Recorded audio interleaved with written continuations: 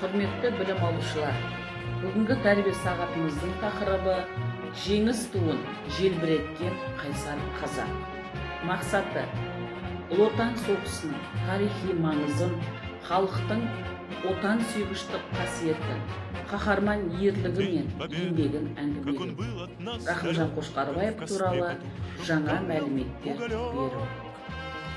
Рахымжан Қошқарбаев Берлиндегі Рейхстагқа жеңіс туын тіккен қазақ азаматы, халық қаһарманы. 1924 жылы 19 қазанда Ақмола облысы Ақмола ауданында дүниеге келген. 1942 жылы әскерге алынып, 1944 жылы Фрунзедегі жаяу әскер училищесін бітірген. 1944 жылы қазан айынан бастап бірінші Беларусь майданындағы 150 идрис атқыштар дивизиясының құрамында взвод басқарып, Польша және Германия жерлеріндегі ұрыстарға қатынасты. Лейтенант Қошқарбаев Берлин операциясы кезінде асқан ерлік көрсетті. 30 сәуірде ол жауынгер Григорий Булатов екеуі кеңес әскерлері арасынан Рейхстагқа алдымен жетіп, жеңіс туын тікті. Соғыстан кейінгі Эльба бойындағы кеңестік оккупациялық әскери бөлімде қызмет атқарды. Халық қаһарманы атағы Рахымжан Қошқарбаевқа 2001 жылы берілді. Ал Рахымжан 1988 жылы дүниеден өткен еді.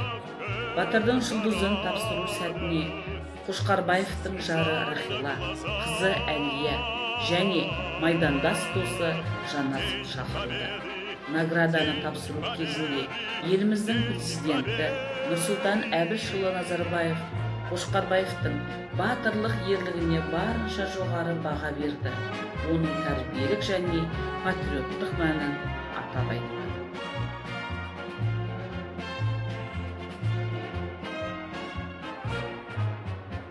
Здравствуй, мама! Возвратились мы не все, босиком бы пробежаться по росе. Пол Европы прошагали, пол земли.